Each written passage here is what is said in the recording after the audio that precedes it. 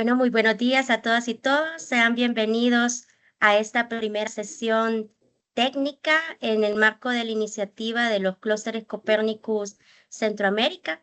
Esta sesión es titulada Introducción a Copernicus y sus aplicaciones en el ámbito urbano.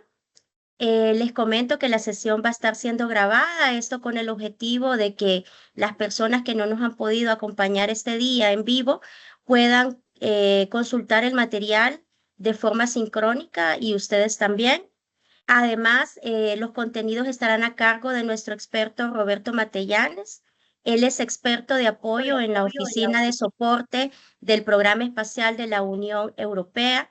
Cuenta con más de 20 años de experiencia en sistemas de información geográfica y observación de la Tierra a través de datos y servicios satelitales, en especial aquellos provenientes de las misiones Copernicus Sentinel.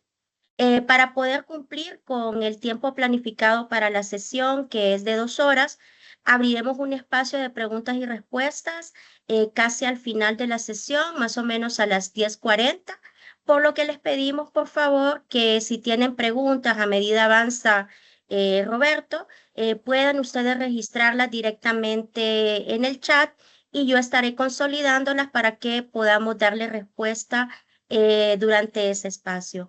Así que muchas gracias y dejo con ustedes a Roberto. Genial, pues muchísimas gracias, Edna, y bienvenidos a todos. Buenos días por ahí, buenas tardes por aquí, porque os hablo desde España.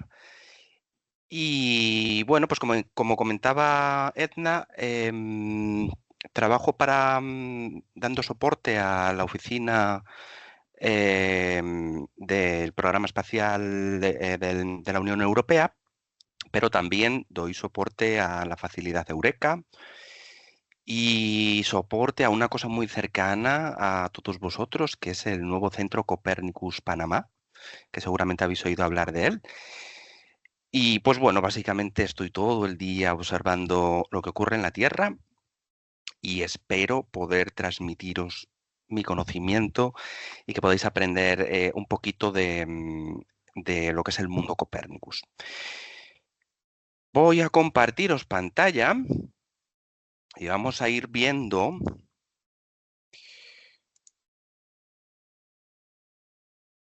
No sé si veis la pantalla, Edna, si me puedes confirmar.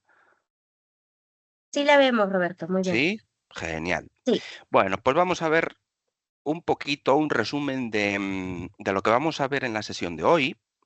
Por un lado, vamos a ver en qué consiste el programa Copernicus, que me consta que muchos de vosotros ya sabéis un poquito lo que es, hay otros que no, pero estoy seguro que todos aquellos que sabéis lo que es el programa Copernicus, hay una parte que no conocéis. Y precisamente esa parte que la gente no conoce es la más importante. Vamos a ver los datos in situ y los datos de los servicios Copernicus. También vamos a ver todos esos datos, cuáles son aplicables al ámbito urbano, que es el tema en el que estamos involucrados. Vamos a ver una cosa que se llama Thematic Hubs, que también es bastante importante. Y sobre todo el manejo de las imágenes Sentinel, que probablemente sea el tipo de dato que más conozcáis, y lo vamos a ver a través del visor de Copernicus Browser. Vamos a ver algún ejemplo. Y por último, lo que no nos gusta, las tareas. Pero no os preocupéis que son tareas muy sencillitas y para ser un poco curiosos. Es jugar un poquito con las imágenes y qué cosas ocurren en diferentes ciudades de la región latina, ¿vale? Bueno, pues me voy a meter en faena y como os decía Edna, cualquier duda que tengáis, la vais planteando por el chat y al final de la sesión, encantado de poder responderlas. Vamos a ver un poquito qué es Copernicus y para qué nos sirve. Copernicus es la componente de observación de la Tierra del programa espacial de la Unión Europea. Y no solamente es Copernicus, dentro de ese programa espacial de la Unión Europea tenemos otras misiones. Por ejemplo, tenemos Galileo, tenemos EGNOS.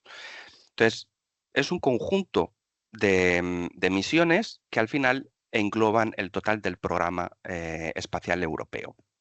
¿Y cuál es su objetivo? Pues observar lo que está ocurriendo en nuestro planeta, no solamente en tierra, sino también en mares y en la atmósfera. Entonces, es una herramienta estupenda para todo lo que tiene que ver con la gestión territorial, el seguimiento de todo lo que va ocurriendo en la Tierra y sobre todo para situaciones de crisis, riesgos y desastres naturales. Concretamente, en vuestras regiones sabéis que estáis sometidos a problemas principalmente derivados del cambio climático, con lo cual Copernicus es una herramienta formidable. Y además también es una herramienta, un motor de desarrollo económico y de gestión territorial. Nos permite planificar y nos permite poner en juego datos que pueden ser utilizados y puede movilizar toda esa información, darle un valor añadido y generar también un modelo de negocio. Entonces, los datos son abiertos y gratuitos siempre. Pero mucho ojo porque hay muchas veces que veo comentarios por internet en el que la gente comenta que hay una parte que es gratuita y otra que es de pago. Bueno, esto no es así. Copernicus 100% es gratuito.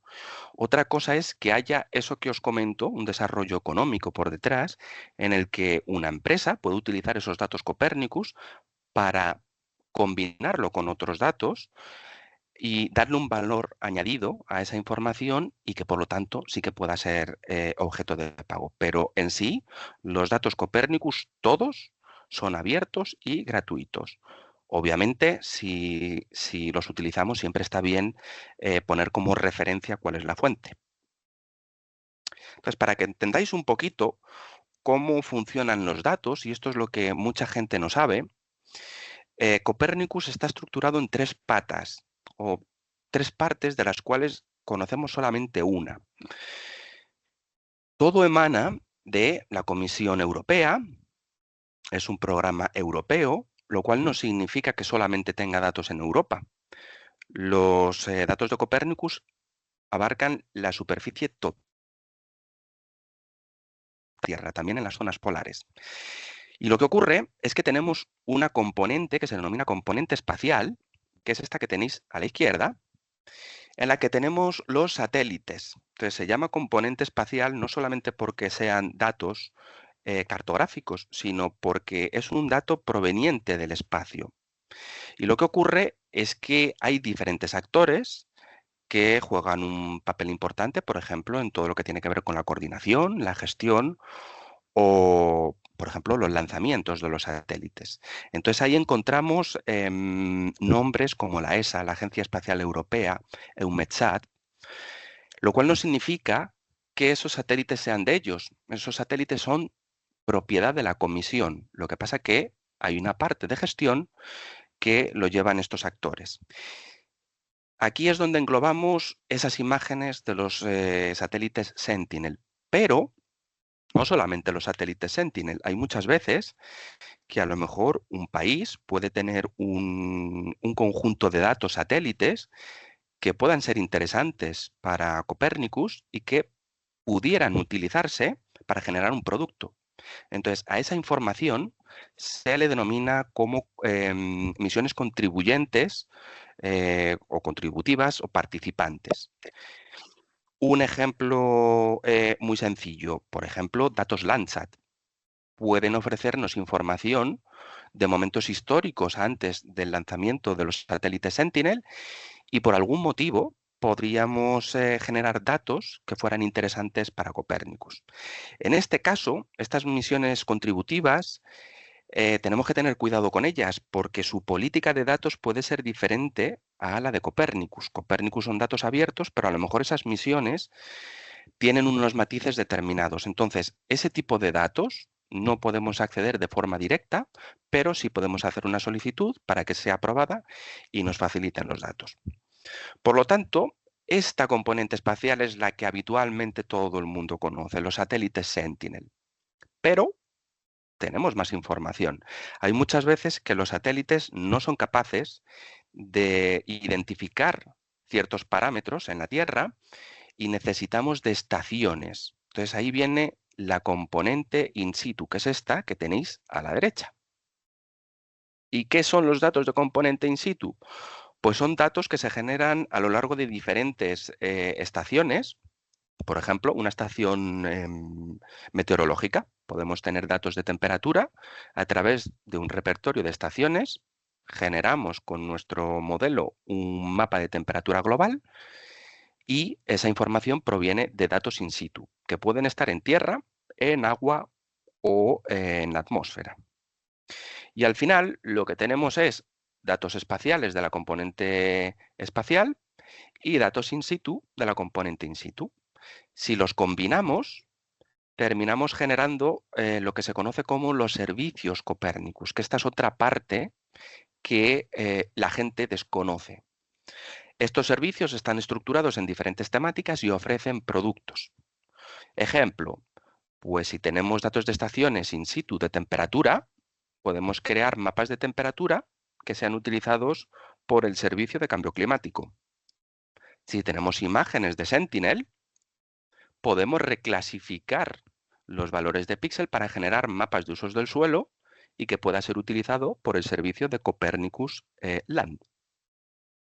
Entonces vamos a centrarnos principalmente a lo largo de estas sesiones en los datos Sentinel, pero también vamos a ver algún dato de servicios. Entonces, tener muy presente que Copernicus no solamente son Sentinel, sino que también tenemos datos in situ y servicio. Si nos perdemos, sobre todo los datos de los servicios, nos estamos perdiendo muchísima información. A lo largo de estos tallercitos que vamos a ir haciendo, nos vamos a centrar principalmente en las imágenes de Sentinel-1 y Sentinel-2, pero no deberíamos de perder referencias como los satélites Sentinel-3, Sentinel-5P y Sentinel-6.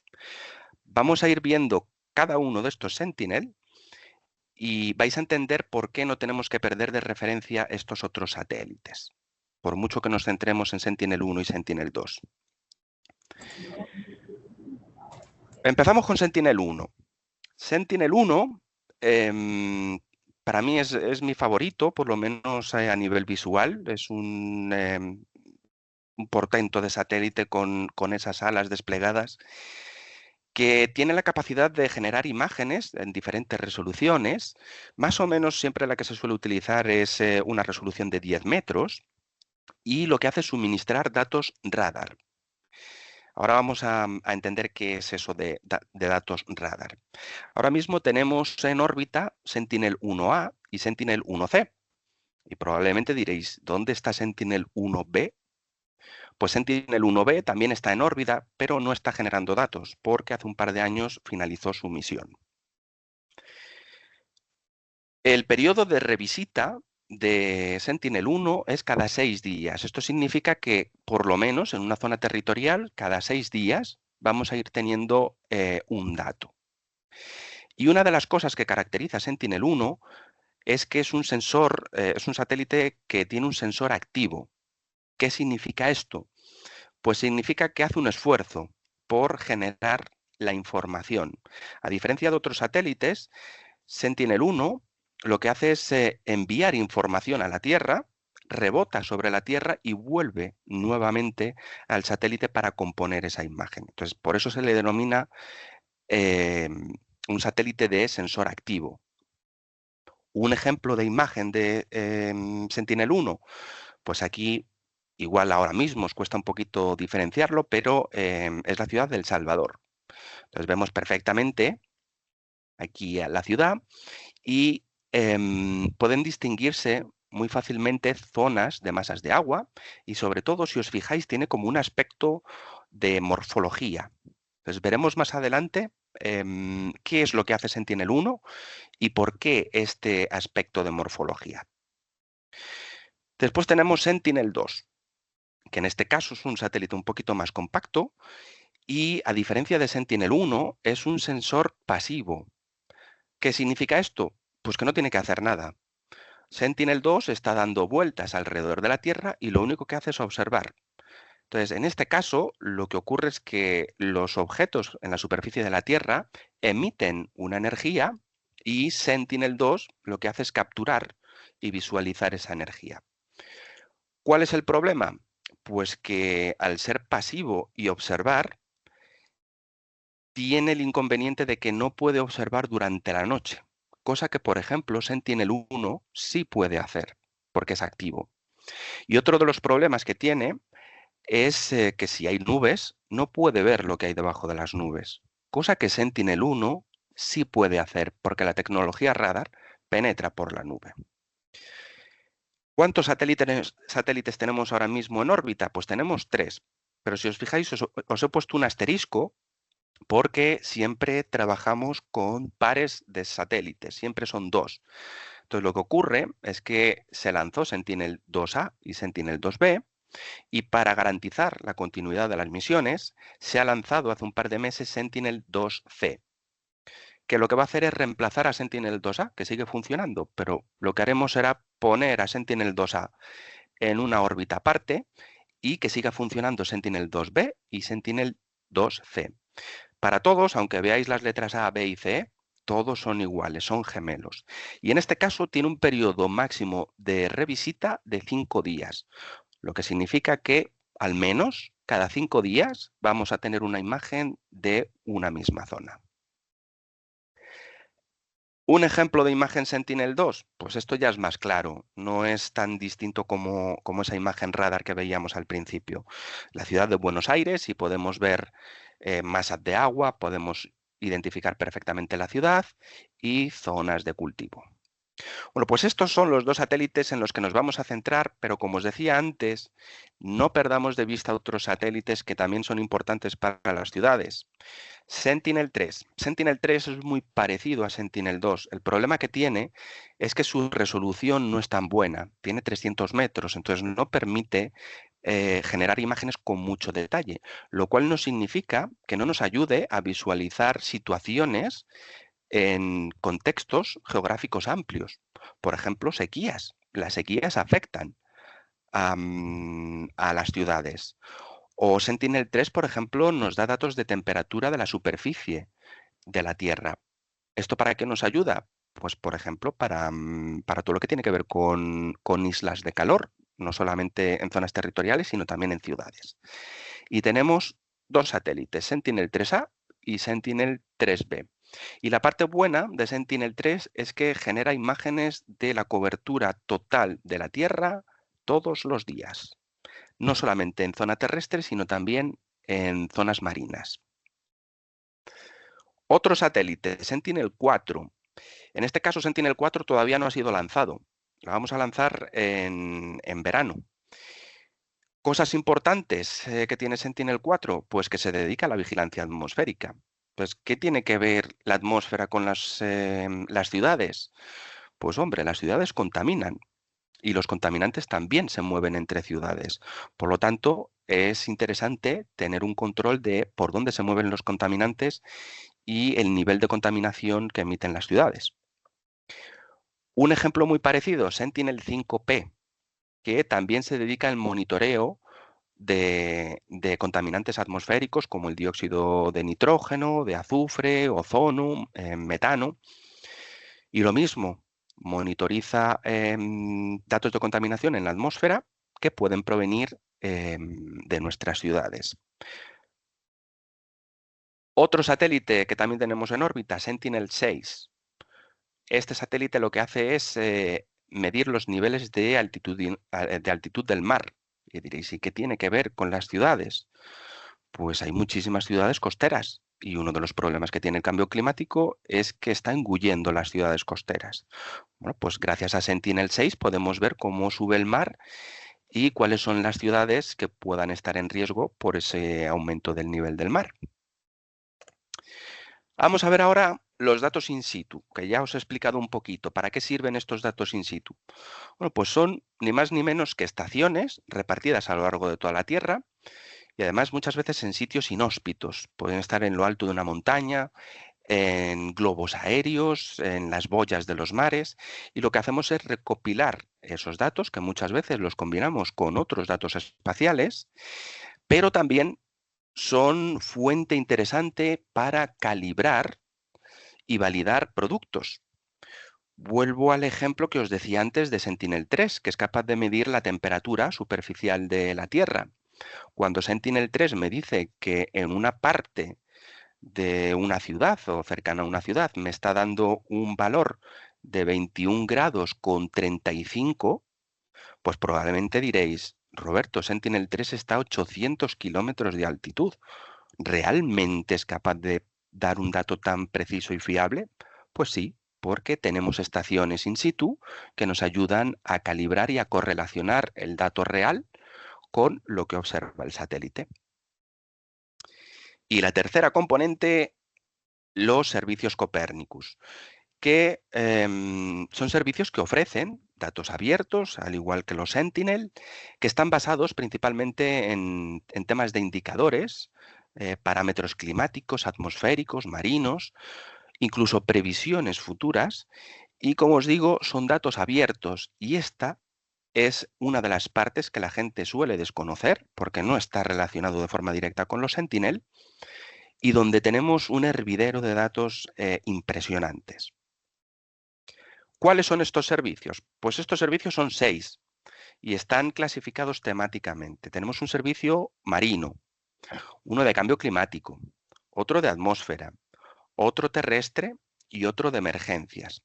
Y hay un sexto servicio, que es el servicio de seguridad, que le veis aquí con un color diferente, que en este caso estos datos no solamente no son gratuitos, sino que no son abiertos, porque como su nombre indica, son datos de seguridad. Por lo tanto, es información reservada y no está disponible para la gente.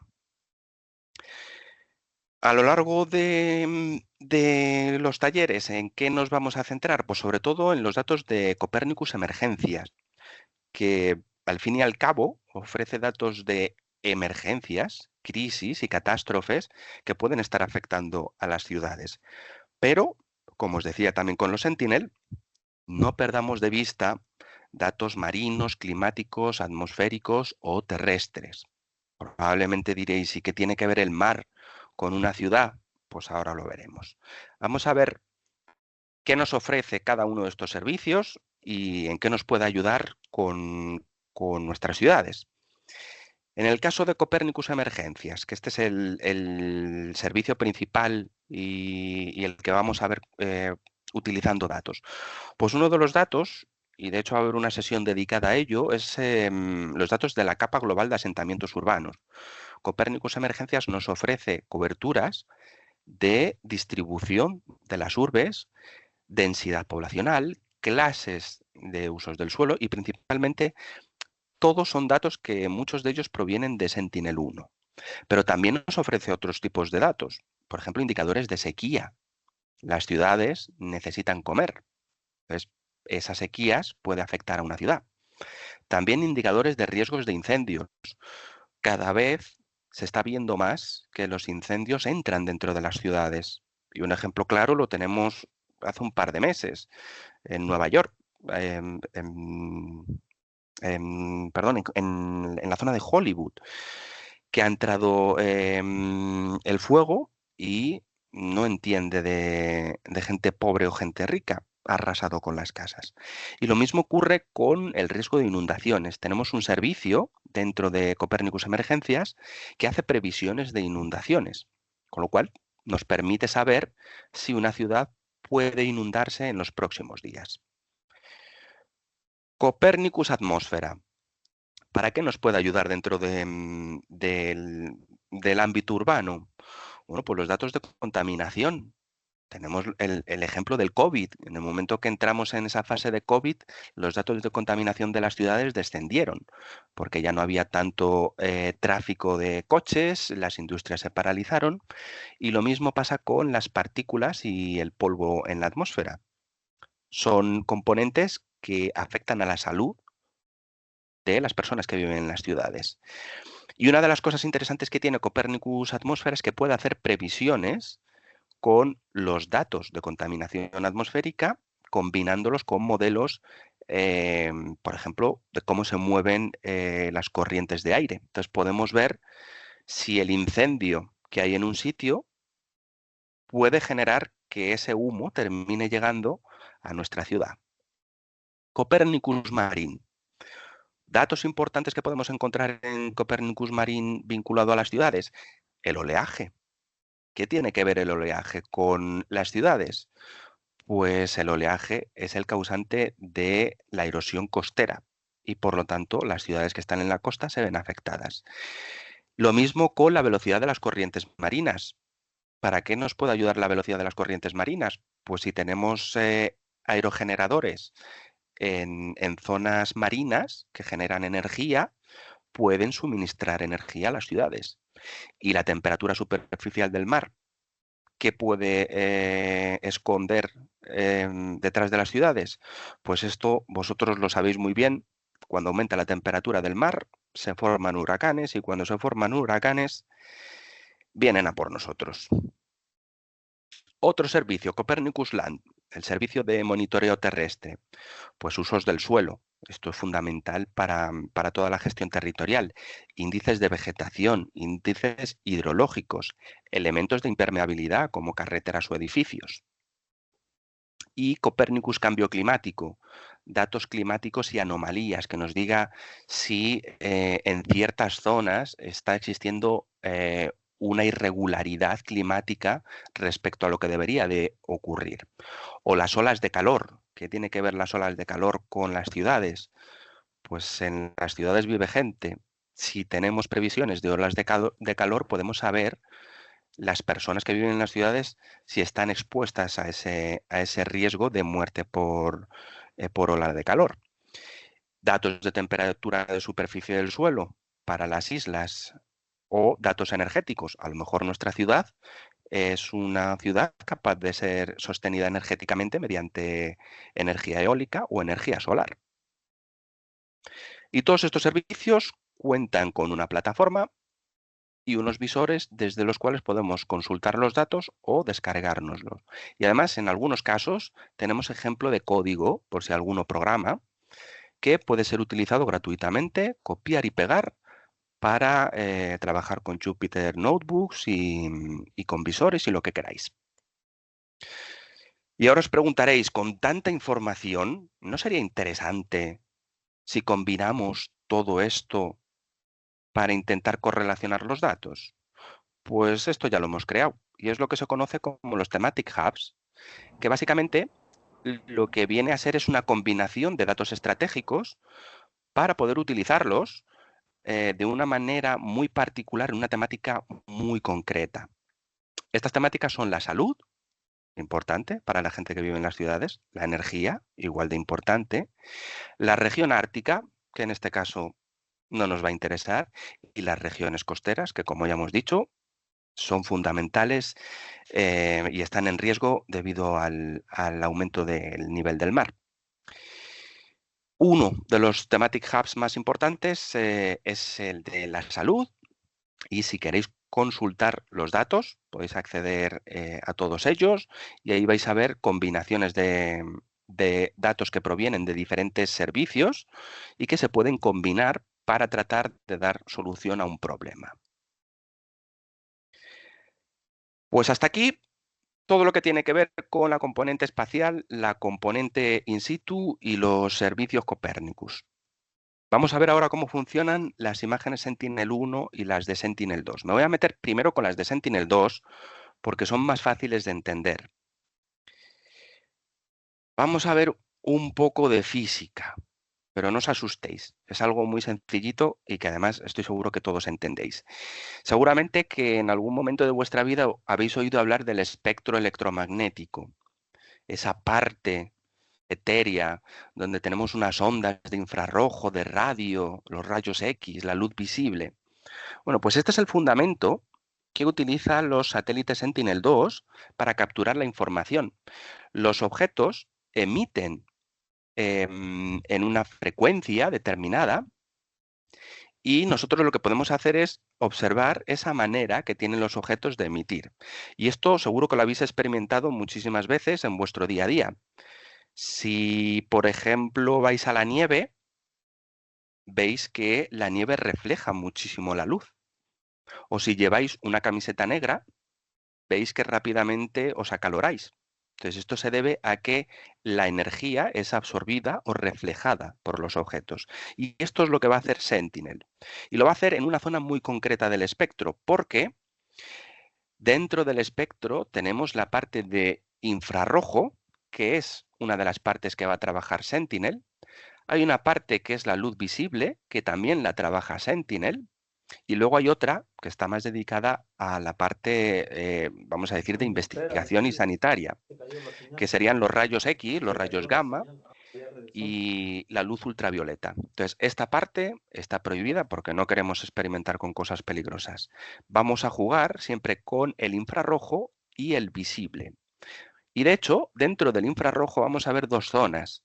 Una que es el infrarrojo de onda corta, que está al final, y otro el infrarrojo cercano. Y lo que hacen los satélites es analizar fragmentos de este espectro para ver el comportamiento de los objetos. Estos fragmentos es lo que al final va a generar una imagen. Entonces, para que lo entendáis, en la parte del visible vamos a tener un fragmento del rojo visible, otro del verde visible y otro del azul visible.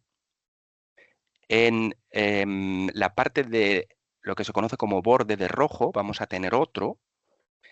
En la parte del infrarrojo vamos a tener otro trocito de operación y luego en el infrarrojo de onda corta vamos a tener otros pedacitos con los que podemos analizar cómo refleja o absorbe la energía a los objetos. Y todo esto lo hacen los satélites a través de un instrumento o de varios instrumentos que van a bordo de los satélites. Sentinel-1 tiene el CESAR y Sentinel-2 tiene el MSI, el instrumento multiespectral. Vamos a intentar entender un poco cómo ve un satélite la superficie de la Tierra en cada una de esas partes del espectro. Nosotros cuando tenemos una imagen, en el fondo no tenemos una, tenemos tres. Lo que pasa es que es una composición.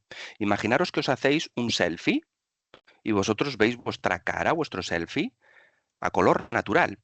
Pero realmente es una mezcla de tres bandas, la banda del rojo visible, el verde visible y el azul visible. Entonces podríamos descomponer esa imagen en tres. Aquí tenemos un ejemplo de una zona donde hay vegetación, la vemos perfectamente y la reconocemos, pero si descomponemos esta imagen en bandas, ¿cómo se vería esta imagen, por ejemplo, en el verde visible? Pues se vería así. La vegetación se ve muy oscura y esto significa que está absorbiendo energía. En cambio, si yo veo esta misma zona utilizando el infrarrojo cercano, ocurre lo contrario, se ve muy brillante y esto significa que refleja mucha energía. Por lo tanto, de aquí podemos sacar una conclusión. La vegetación refleja mucha energía en el infrarrojo cercano. ¿Para qué nos sirve esto? Pues muy fácil.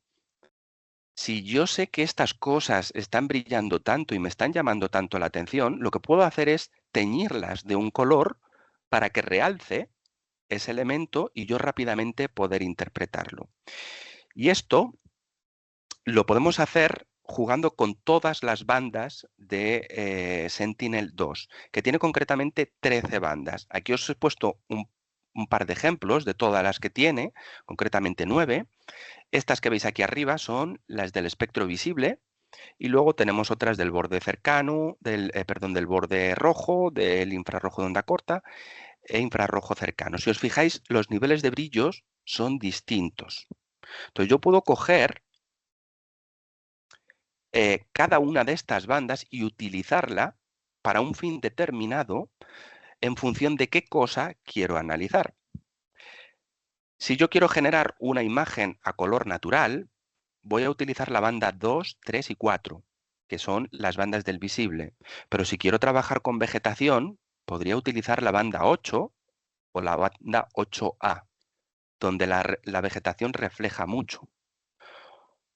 También podría utilizar la banda SWIR, infrarrojo de onda corta, 11 y 12.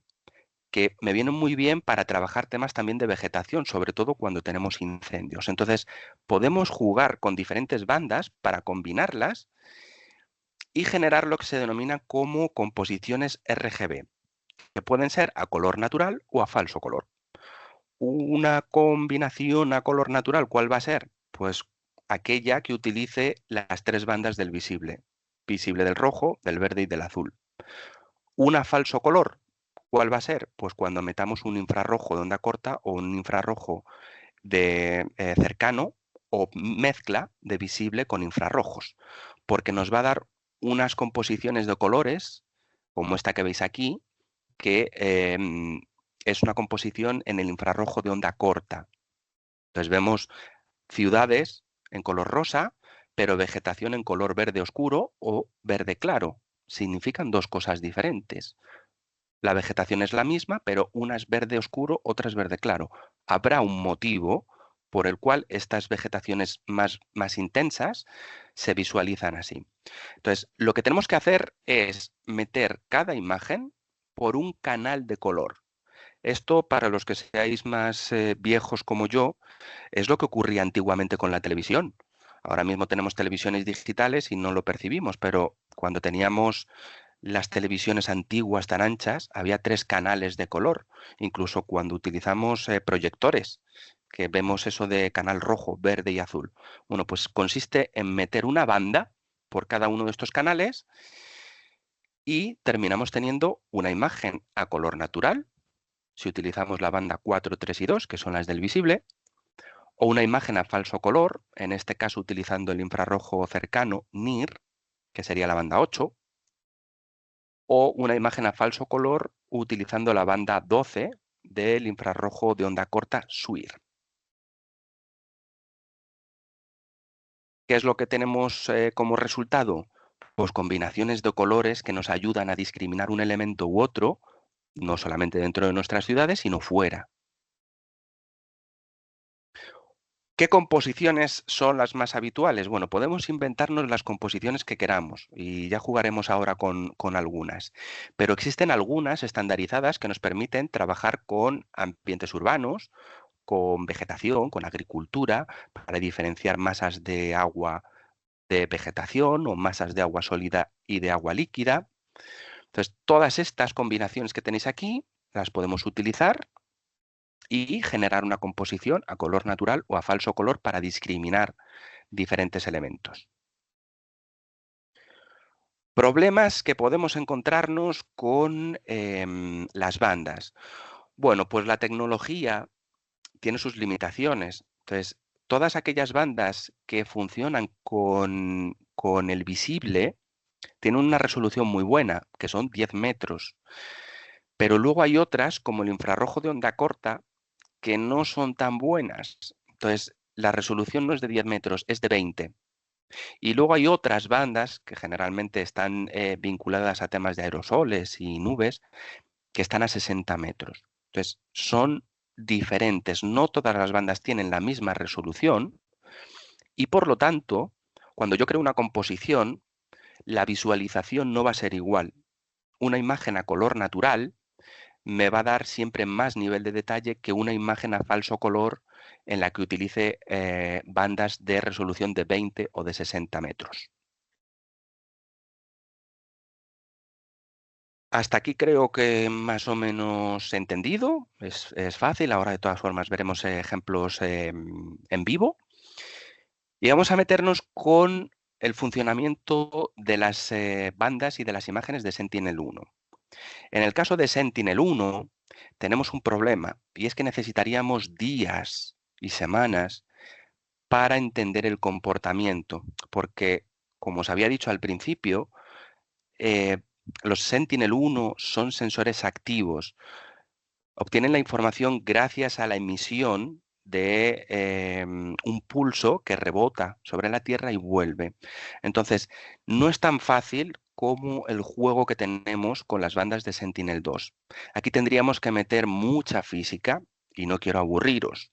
Entonces, lo que voy a hacer es daros un par de matices para que entendáis un poquito cómo funciona Sentinel-1, el por qué de Sentinel-1 y el porqué de la manera en la que se visualizan las imágenes de Sentinel-1, que por norma general son imágenes más pobres, no tienen tanto contraste cromático.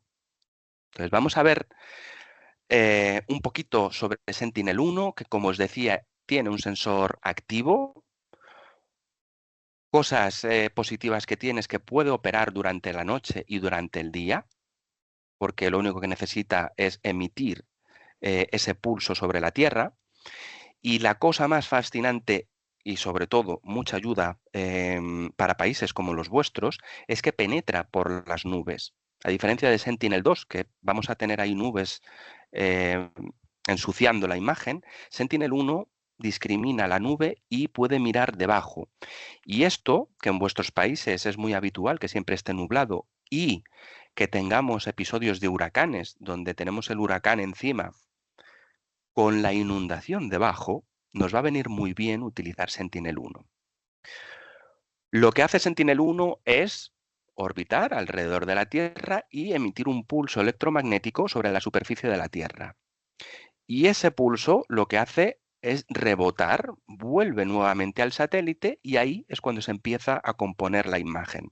Se analiza la manera en la que ese pulso interacciona con la superficie. 3 conceptos claves para entender las imágenes y saber por dónde nos estamos moviendo. Ese flujo que emite nuestro Sentinel-1 lo hace con una longitud de onda determinada. ¿Qué es lo que ocurre con esta longitud de onda? Pues esta longitud de onda lo que va a hacer es interaccionar de una manera o de otra con los objetos. Y lo va a hacer siempre y cuando los objetos tengan un tamaño determinado. Entonces, cuanto mayor es la longitud de onda, mayor capacidad de penetración va a tener. Y os voy a explicar, para que lo entendáis un poquito, conceptualmente, a qué se debe este tipo de parámetro. Imaginaros que tenemos un bosque y Sentinel emite ese pulso, rebota, vuelve al sensor y ha reconocido que ahí hay objetos en altura, rugosos, y es un bosque. Perfecto.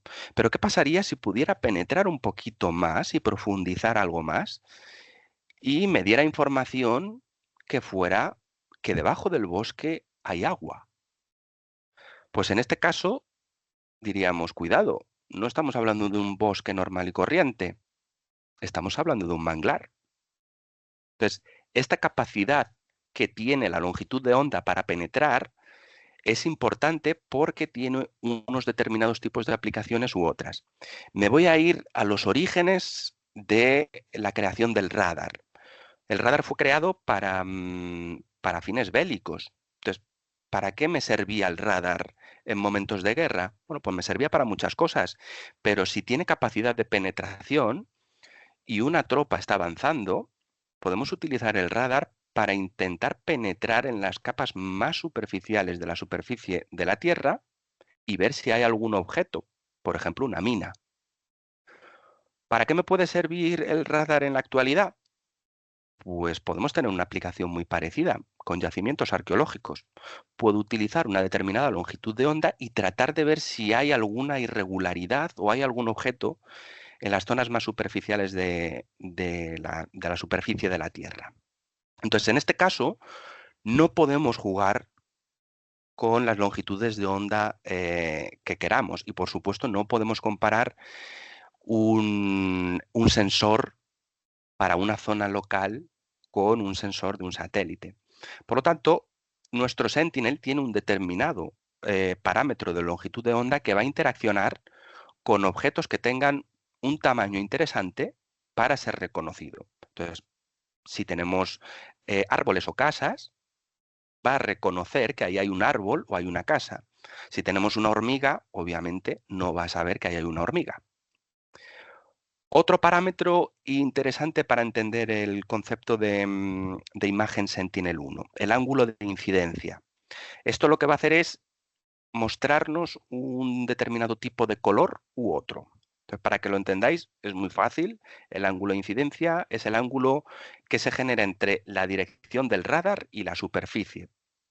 Cuando el ángulo va variando, la imagen que obtenemos tiene un brillo mayor o menor.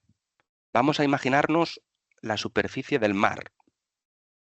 En este caso, el ángulo va a ser muy pequeño, por lo tanto, me va a dar valores de píxel, colores de píxel muy oscuros. Y esto es una cosa interesante, porque va a discriminar el agua de forma rápida. En cambio, cuando imaginaros que tenemos una ciudad donde están las casas y cada una tiene una altura diferente. Hay casas que tienen el tejado plano, casas que tienen el tejado un poco más inclinado o menos inclinado. Pues la señal empieza a rebotar en cada uno de esos tejados, empieza a generarse una retrodispersión y brilla un poco más de lo habitual. Y esto me va a dar colores más claros. Y al final, ¿qué es lo que tenemos? Una variedad de colores negros, blancos y grises, que me va a permitir interpretar diferentes elementos en el territorio. No los vamos a poder interpretar de una manera tan visual como un Sentinel-2, pero es un comienzo. Y el tercer parámetro es la polarización. Este es el más importante y con el que os tenéis que quedar porque es el parámetro que nos va a ayudar a entender el juego de bandas. La polarización es el plano en el que se está propagando ese campo eléctrico que está emitiendo nuestro Sentinel. Pero no solamente en el que Sentinel lanza contra la superficie de la Tierra, sino también en el que vuelve. Entonces, ese campo puede ser horizontal o vertical. Si os fijáis en esta imagen, lo que hace es, no sé si veis mi ratón, el mouse, pero bueno, vamos a tener dos tipos de polarización, dos planos, uno vertical, que digamos que la onda iría de arriba abajo, arriba abajo, arriba abajo, y otro horizontal, que lo que haría sería ir izquierda, derecha, izquierda, derecha, izquierda, derecha. Hay otros tipos de polarizaciones diferentes, en plan que abarcan círculos, haciendo espirales, y esto lo que nos ayuda es a conseguir un repertorio de datos diversos, si lo hacemos en horizontal o lo hacemos en vertical. Pero es que además podemos combinar ambos dos y en lugar de utilizar solamente un plano horizontal o un plano vertical, podemos utilizar un plano horizontal y vertical. Así combinamos ambos planos. Y esto es lo que se denomina polarización única, cuando utilizamos una polarización H, o una cruzada, cuando estamos combinando la H con la V. Sentinel-1 tiene 4 modos de capturar la información. No es importante que os los aprendáis, porque de hecho muchos de ellos ofrecen información muy particular que no está siempre disponible. Pero lo que sí que es importante es que sepáis que cada modo genera una imagen con una polarización determinada. Y esto es importante porque si en Sentinel-2 teníamos un repertorio de concretamente 13 bandas, con Sentinel-1 la situación se vuelve más pobre. Tenemos principalmente combinaciones de bandas H, HH, VV o HV, VH. Es decir, un repertorio muy, muy, muy pobre para combinar esas bandas y generar composiciones RGB. Por eso, cuando generamos imágenes radar, tenemos un repertorio cromático muy bajo e incluso en ocasiones, y esto ocurre mucho en las ciudades, para dos colores diferentes se está representando lo mismo. Ahora cuando juguemos con algún ejemplo de imagen, lo vais a ver de una forma fácil. Un ejemplo de imagen Sentinel-1, pues Panamá. Aquí veis que el ángulo, como es muy pequeño, genera zonas oscuras en zonas de mar y se se delimitan perfectamente las masas de agua. En cambio, en las ciudades, como rebota muchísimo más, vemos ciudades brillantes. Tenemos aquí Colón y Panamá. E incluso, no sé si llegáis a ver puntitos aquí en mitad del mar, tanto cerca de Colón como cerca de Panamá, que son barcos. También son interesantes el monitoreo de los barcos utilizando radar porque reflejan la información. Y luego vemos esa morfología de montañas con colores un poquito más brillantes. ¿Dónde podremos consultar todas estas imágenes para curiosear ciudades y jugar con las bandas, acceder a Sentinel-2 o Sentinel-1? Pues lo vamos a hacer con una herramienta que tiene Copernicus que se llama Copernicus Browser, que no es ni más ni menos que un visor, como el que tenéis aquí, con una serie de secciones, que os las voy a describir rápidamente, ahora las vamos a ver una a una, pero básicamente tenemos una zona donde podemos buscar los sitios en los que estemos interesados. Podemos meter el nombre de la ciudad o incluso podemos movernos por el visor para acceder a esa ciudad. Después podemos irnos a la sección de misiones y podemos decir, pues quiero buscar imágenes Sentinel-2 o Sentinel-5 o Sentinel-1 o me interesa el modelo digital de elevación de Copernicus, pues también lo tenemos aquí. Una vez que hemos seleccionado la misión, podemos seleccionar fechas. En el buscador de fechas podemos irnos 3 años atrás, la última fecha, el momento temporal en el que queramos. Se nos visualizará la imagen y tenemos filtros e indicadores con los cuales componer imágenes a color natural o falso color para discriminar los objetos. ¿Que queremos hacer alguna medición? Pues también en el lateral derecho podemos calcular superficies, distancias, podemos visualizar las imágenes en 3 dimensiones, podemos construir series de animación, que son los timelapse, podemos trabajar, por ejemplo, índices y como el índice de vegetación y ver las tendencias de los valores a lo largo del tiempo.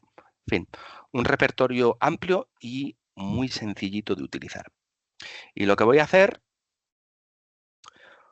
pues es meterme directamente en el Copernicus Browser para que podamos ver un ejemplo y jugar con las imágenes.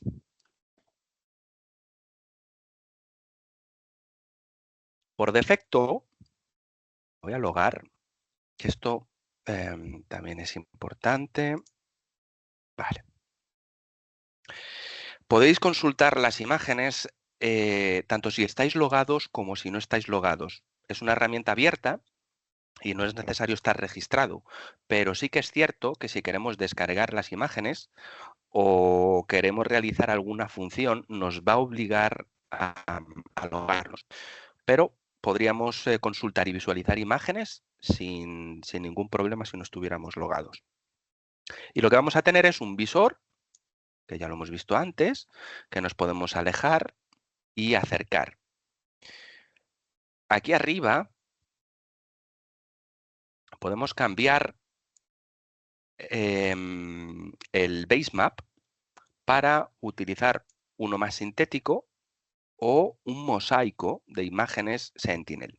Y esto es la primera cosa que tenemos que tener cuidado. Hay muchas veces que la gente piensa que estas ya son las imágenes Sentinel, pero no, esto es un basemap, es un mosaico, concretamente una combinación de todas las imágenes disponibles sobre la Tierra entre octubre y diciembre. Se va actualizando periódicamente. Y si yo hago zoom a alguna zona, voy a ver esas imágenes. Pero eso no significa que sea la última imagen ni que ya esté viendo las imágenes Sentinel. Se trata únicamente de un mosaico. Y también puedo activar o desactivar etiquetas. Me viene muy bien para ver los nombres de las ciudades, carreteras. A mí me gusta siempre desactivarlo para tener la imagen limpia. Y lo que puedo hacer es empezar a moverme por la zona territorial que quiera y hacer zoom en las zonas que quiera. Puedo irme a las islas del Caribe o donde yo quiera. Lo que voy a hacer es buscar una ciudad desde aquí, desde el buscador. En este caso, me interesa mucho la ciudad de Lima, porque he visto un par de cosillas en esta ciudad de hace unos días y además la ciudad tiene también una particularidad que va a venir muy bien para practicar con la composición de imágenes. Así que lo que hago es que escribo Lima, Perú, bien, y puedo buscar mediante el buscador Gisco o Google. A mí me gusta siempre más Google, acierta más y hace más zoom. Me da un repertorio de coincidencias, digo, venga, vámonos a Lima y automáticamente hace zoom. Pero podríamos hacerlo manualmente por el visor, moviéndonos geográficamente. Y ahora lo que nos interesa es seleccionar una misión. Si nos vamos a las colecciones, veis que tenemos un Sentinel-1, Sentinel-2, Sentinel-3, Sentinel-5P, tenemos un modelo digital de Copernicus y luego hay unos productos de nieve, vegetación, usos del suelo. Podéis curiosearlos. Hay dos cosas interesantes, Sentinel-1 mosaico y Sentinel-2 mosaico, que esto vendría a ser las imágenes que os comentaba al principio que aparecen aquí. Esta que podemos activar o desactivar. Entonces son mosaicos que vienen muy bien y a vosotros os puede venir muy bien porque utiliza una combinación de imágenes de un periodo de tiempo, las combina, elimina todas las nubes y al final terminamos teniendo una imagen más limpia, libre de nubes, de las zonas territoriales. Pero ojo que, como os decía antes, es un base map, no es una imagen de un momento determinado. Estos mosaicos los tenéis anuales o periódicos, se van actualizando y podéis acceder a ellos. Yo lo que voy a hacer es seleccionar la misión Sentinel-2, que es la que me interesa, con la que vamos a empezar. Y si os fijáis, dice, ¿quieres un Sentinel-2 L1C o Sentinel-2 L2A? Mucho cuidado de no confundir esta terminología con los satélites. Hay mucha gente que confunde el nombre del satélite, por ejemplo, Sentinel-2A, con el nivel de procesado de la imagen Sentinel-2 L2A. Son cosas completamente diversas. Una es el Sentinel-2A, 2B y 2C, y otra cosa es el nivel de procesado de imagen, que tenemos un primer nivel de procesado, que sería el 1C, que son las imágenes tal y como las está observando el satélite, y otra, el L2A, que son imágenes corregidas atmosféricamente. Roberto, ¿qué significa una imagen corregida atmosféricamente? Pues seguramente que lo habéis experimentado y sabéis lo que es. Si en alguna ocasión habéis cogido un avión y os habéis sentado en la ventanilla, habéis mirado por la ventana y habéis visto la superficie de la Tierra que tenía un color pálido, no es un color brillante. ¿A qué se debe eso? Pues a la influencia de la atmósfera. En la atmósfera tenemos vapor de agua y tenemos polvo. Entonces la imagen no tiene mucho brillo, está empaledecida, está como blanquecina. Entonces si yo utilizo un nivel 1C, voy a ver imágenes, pero sometidas a la influencia de esta nieblilla atmosférica. En cambio, un nivel de procesado siguiente, el 2A, me permite obtener imágenes corregidas atmosféricamente que van a tener brillos más intensos y que se quita esa influencia de la atmósfera para poder obtener un dato más realista. Diréis, Roberto, ¿tengo que utilizar un nivel 1C o un nivel 2A? Pues utilizar el que queráis. Lo lógico sería que utilizáramos el 2A, el corregido atmosféricamente, porque son datos más próximos a la realidad. Pero mucho cuidado, porque un dato corregido atmosféricamente lo que hace es influir en todo lo que está ocurriendo en la atmósfera. Y hay muchas veces que nos interesan imágenes que tienen que ver con la atmósfera. Os pongo un ejemplo.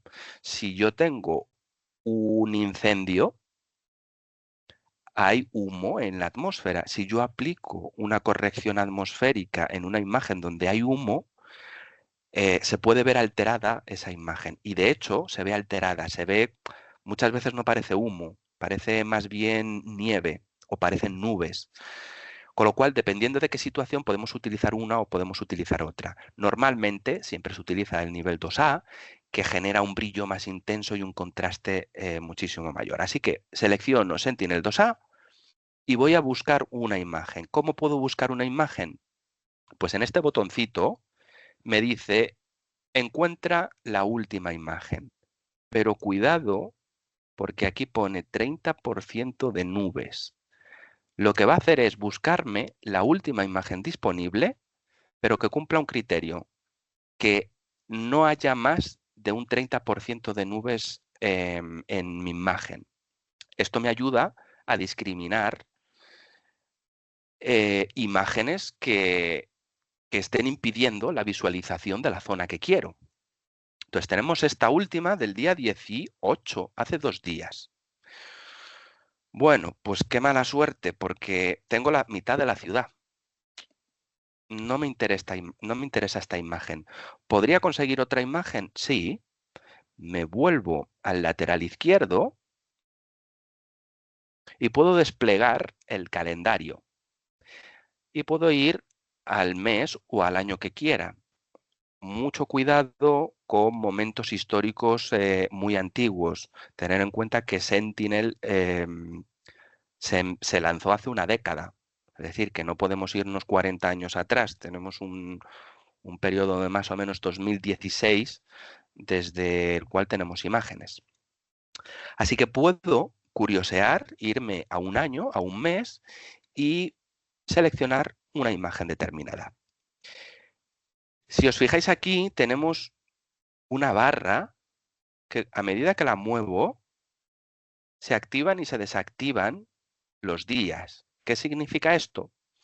Pues que si soy más pulcro intentando que no haya nubes, la probabilidad de encontrar imágenes cada vez es menor. Ahora mismo en febrero no tendría ninguna imagen que tuviera un filtro de un 18% de nubes. Pero si soy tolerante al máximo, me voy a encontrar cualquier imagen que pueda tener un 100% de cobertura de nubes o menos. Normalmente utilizamos pues, un porcentaje, un 30% más o menos es tolerante. Y me está diciendo que el día 28 de febrero tenemos una, porque se activa. Pues vamos a verla. Voilà, aquí la tenemos. Cosa importante con el tema de las nubes. No confundáis porcentaje de cobertura de nubes de la vista con porcentaje de cobertura de nubes del fragmento del satélite que ha capturado Sentinel. ¿Por qué digo esto? Pues porque hay muchas veces que discriminamos imágenes porque pueda tener un porcentaje de cobertura muy elevado, pero a lo mejor da la casualidad de que todo está lleno de nubes y hay un agujero sin nubes justo en la zona que yo quiero. Entonces me puedo encontrar con con imágenes con un 90% de cobertura de nubes, que podríamos decir, esto es mucho, la desprecio. Y sin embargo, ese 10% que no tiene nubes es justamente la zona en la que estoy interesado. O sea que este filtro sirve como referencia, pero atención, no confundáis porcentaje de cobertura de nubes en mi vista de porcentaje de cobertura de nubes en el fragmento total de Sentinel. Bien, pues tenemos nuestra imagen y por defecto nos mete el filtro de color natural. ¿Y qué cosas vemos? Bueno, pues lo primero que vemos, y por eso he decidido utilizar esta ciudad, es que prácticamente no se ve la ciudad. Perdón.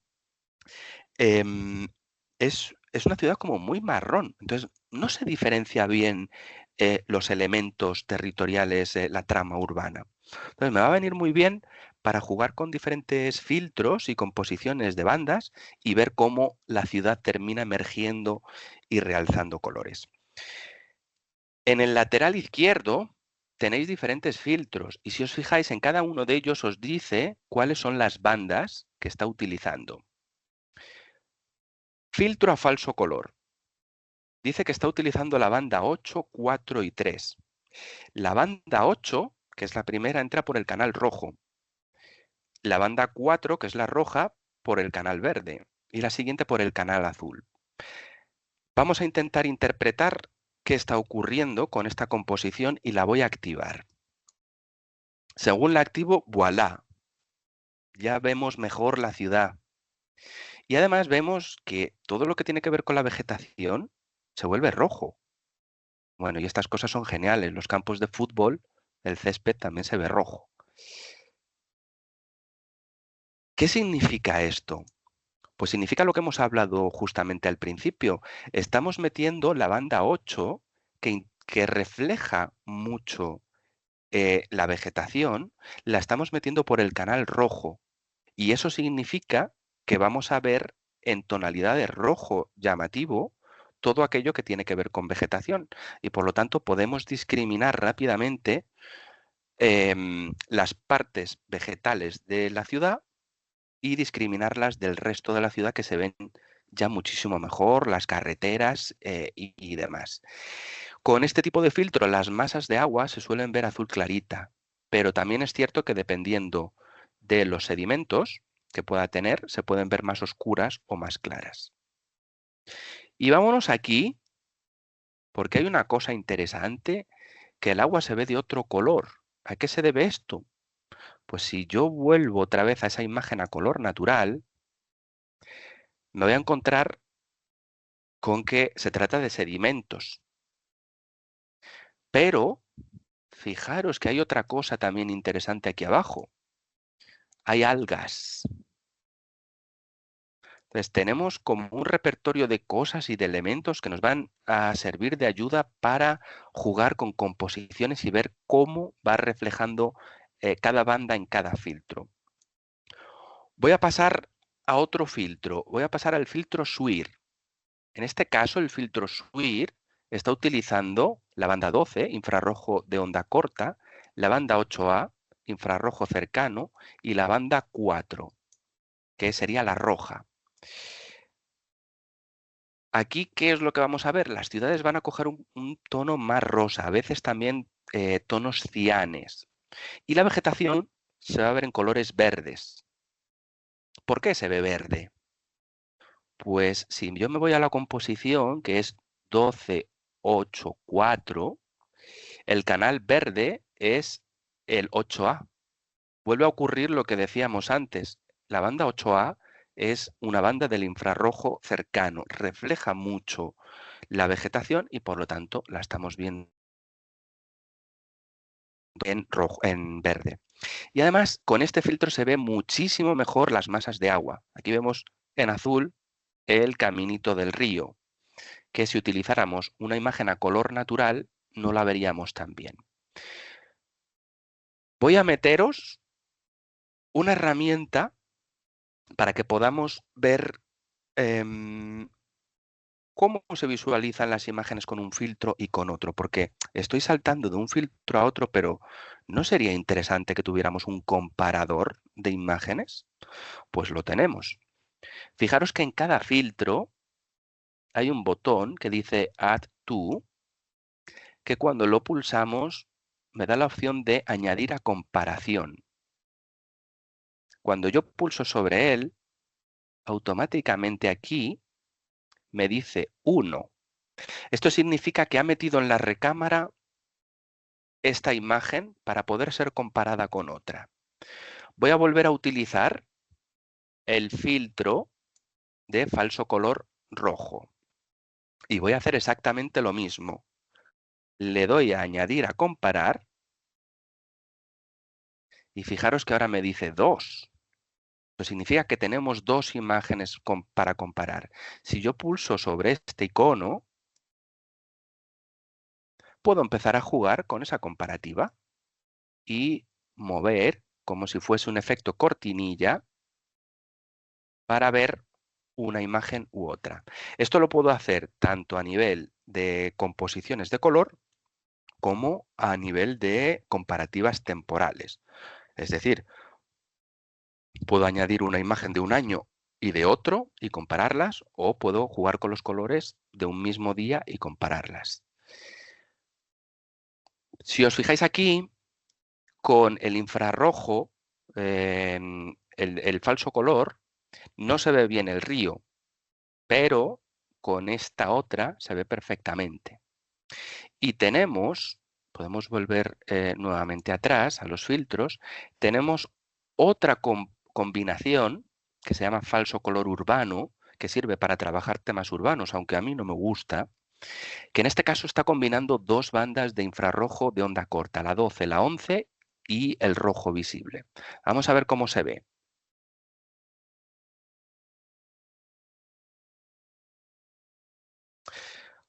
Pues se ve como más monótono, no contrasta tanto. Vemos mucho verde, en este caso es porque la banda 11 está también reflejando mucho, y sí que es cierto que las masas de agua también se ven muy bien. Si le añadimos al comparador y vuelvo, me gusta más el SWIR, el filtro SWIR, que el filtro falso color urbano. Realza más la vegetación y las casitas, o sea que me quedaría con este filtro. ¿Qué otros filtros tenemos? Pues también hay filtros basados en temáticas, en índices. Tenemos índices de vegetación, que lo que nos va a mostrar es un repertorio de colores. Más podemos desplegar la leyenda para saber lo que significa. El índice de vegetación es un índice que ya veremos en las próximas sesiones, que transcurre entre valores de -1 y 1 para informarnos de presencia de agua, presencia de zonas desnudas y presencia de vegetación que va en crecimiento. Básicamente aquí lo que tenéis son diferentes degradados de color verde, que lo que nos está mostrando es las fases de crecimiento o dosel de la vegetación. Es un índice bastante interesante para ver cómo va creciendo la agricultura y trabajar pérdidas de vegetación. Igual que tenemos el índice NDVI, también tenemos un índice de humedad, que a través de colores también nos muestra cuáles son las zonas más húmedas de nuestra ciudad. Pues aquí en Perú, las zonas más húmedas serían justamente las zonas donde vemos manchas azules, que normalmente se debe o bien a que hay masas de agua o que hay vegetación que preserva la humedad en esas zonas. ¿Cuáles son las zonas más de menor humedad? Pues las zonas rojas. Cierto es que hay que tener mucho cuidado con la interpretación, porque aquí, por ejemplo, estamos en pleno mar y se ven zonas rojas que no deberían de ser rojas, deberían de ser azules. Esto se debe muchas veces a cómo refleja la superficie del mar y por lo tanto mete un valor anómalo. Y también tenemos índices para reconocer masas de agua sólida, como el mar, los ríos. Aquí, por ejemplo, tenemos nuestras balsitas, se las reconoce, o masas de agua sólida como la nieve, que en este caso Perú no creo que sea una ciudad muy, muy apropiada para la nieve. Más cosillas que podríamos hacer, voy a ir cerrando esto, que podríamos hacer con nuestro visor browser y ver qué es lo que está ocurriendo dentro de nuestros entornos urbanos. Pues podríamos jugar con composiciones de bandas personalizadas. En lugar de utilizar los típicos filtros que tenemos aquí, podríamos componer nuestro propio filtro. Y eso lo vamos a conseguir justamente con la última opción que veis que pone Custom.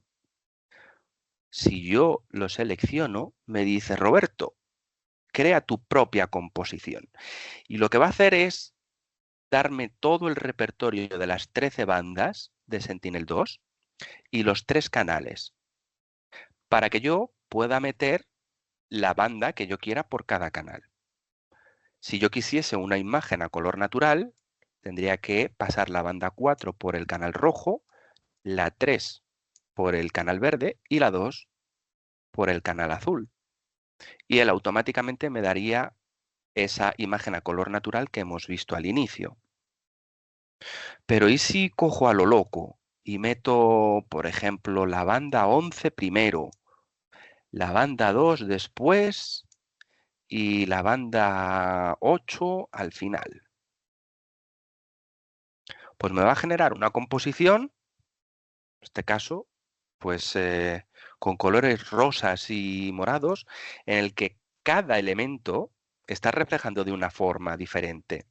Pues aquí, por ejemplo, es curioso. Tenemos unos morados más intensos y unos morados más claros. Esto me va a significar una cosa u otra. En este caso, rápidamente se reconoce cuál es el motivo por el que los colores son diferentes. Es vegetación más joven. Se ve en el césped y normalmente en los campos del golf o las parcelas de cultivo que están en crecimiento. Pero básicamente esta es la esencia del juego de bandas y podemos componer nuestras propias imágenes RGB, pero para eso necesitamos experiencia, necesitamos entender cómo refleja cada elemento en el territorio. Y el problema que tenemos con las zonas urbanas es que son pintorescas. Tenemos materiales de todo tipo. Entonces, no todas las ciudades terminan teniendo un contraste cromático igual. Voy a enseñaros un ejemplo de una composición interesante que podríamos utilizar, que obviamente a este nivel vosotros no podríais llegar, pero os lo voy a explicar para que lo entendáis. Me voy a ir a la imagen a color natural. Y como os decía, tenemos aquí unas algas, que es vegetación, pero también tenemos vegetación en la ciudad. Pero también tenemos sedimentos. ¿Existiría alguna forma de discriminar toda esta mezcla de elementos y no confundirlos? Pues la mejor opción, en este caso, si tenemos algas, sería utilizar el filtro que habíamos visto de falso color, porque se ve el rojo, aquí desaparece las algas, pero sí que están de una forma muy sutil. De hecho, podemos darle un poquito de brillo a la imagen a través de esta opción que tenemos aquí abajo de efectos, donde podemos hacer que la imagen vire hacia un color o a otro, corregirla, darle un poquito más de brillo. Entonces podría jugar aquí un poco dándole más claridad. Y fijaros que si meto mucho brillo, se ve el rojo de las algas, como el rojo del interior de las zonas urbanas. Así que ahorita estoy en un curso. Sí. podríamos utilizar algún tipo de composición que me permitiera discriminar las algas de la vegetación de la ciudad, pero que a la vez no se confunda estas algas con los sedimentos. Pues sí, lo podemos hacer. Voy a volver a dejar los valores iniciales. Lo podríamos hacer con un conjunto de bandas que son las eternas olvidadas. Veréis que siempre en los filtros, siempre todo el mundo utiliza la banda 4, 3, 2 del visible y las bandas del NIR y del SWIR, pero todo el mundo se olvida de la banda 5, 6 y 7. Estas tres bandas son muy interesantes en temas de vegetación porque se encuentran entre la banda 4, que es el rojo, a la vegetación le encanta absorber rojo, y la banda NIR, la 8, a la vegetación le encanta reflejar en el NIR. Entonces es un intervalo, que es lo que se conoce como el borde rojo, donde la vegetación tiene un comportamiento muy, muy, muy particular. Así que podemos utilizar ese grupo de bandas para intentar realzar la vegetación de forma diferente. Lo que voy a hacer es irme al compositor y voy a decir, una banda que me interesa mucho es la 4, porque a la vegetación le gusta. Y luego, ¿por qué no utilizamos esas bandas 5, 6 y 7? Pues voy a decirle que me meta la banda 5 y la banda 6, a ver qué es lo que ocurre. Y voilà, vamos a darle un poquito de brillo.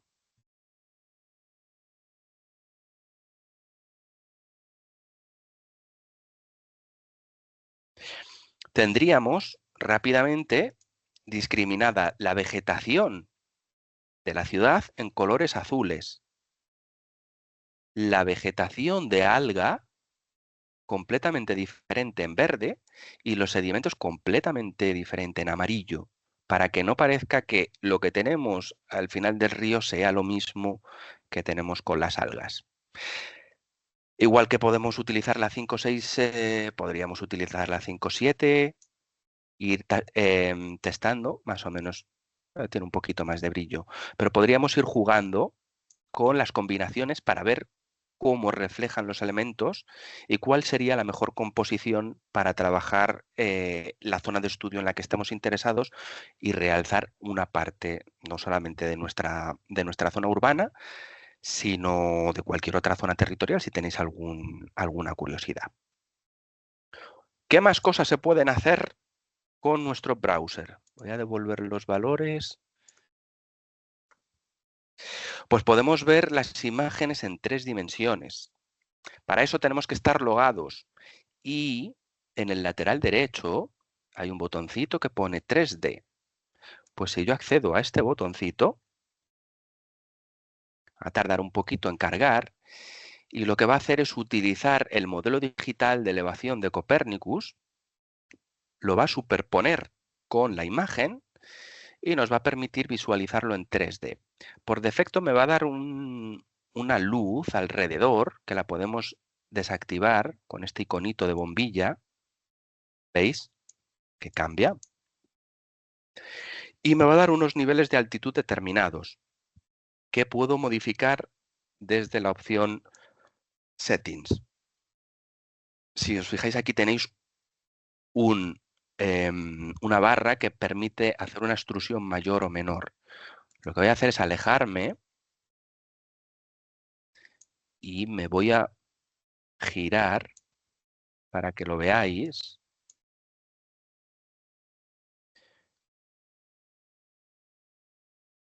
Y si hago la extrusión, fijaros cómo aumentan las montañas. Suben y bajan. Así que podéis, de hecho podríamos cambiar la visualización sobre el propio visor 3D y observar el contexto territorial de nuestra ciudad, que en este caso está ahí al borde del mar y cerca de las montañas. Bueno, pues esto con Sentinel-2. Vamos a volver otra vez a la vista normal y ahora vamos a hacer un cambio. Vamos a jugar con las imágenes Sentinel-1, que es más complicado, pero más sencillito. ¿Cómo podría visualizar una imagen Sentinel-1 de esta misma zona? Pues fácil, como habíamos visto al principio, me voy a la sección de misiones, la puedo desplegar y digo, quiero imágenes Sentinel-1. Y funcionamos de la misma forma. Le digo que me busque la última imagen disponible y la última es justamente del día 18. Y él, por defecto, me va a dar una imagen radar, que si os fijáis no tiene nada que ver con las imágenes de Sentinel-2, son completamente diferentes. Es una textura, unos colores un poco diferentes y más pobres. Vamos a ver cómo están estructuradas estas imágenes y a intentar entender un poquito estos filtros. Vamos a ir de abajo a arriba. Veis que estos 4 últimos filtros nos están indicando ese parámetro que os decía, cómo la onda iba en vertical o en horizontal. VV, VV, VH, VH. Uno está trabajando en vertical y otro está trabajando en vertical y horizontal. Estas son mis bandas de trabajo. Pero, si os fijáis, están repetidas. Una está hablando de VV linear gamma y otra VV decibel gamma. ¿Qué significa esto? Pues lo vais a entender visualmente.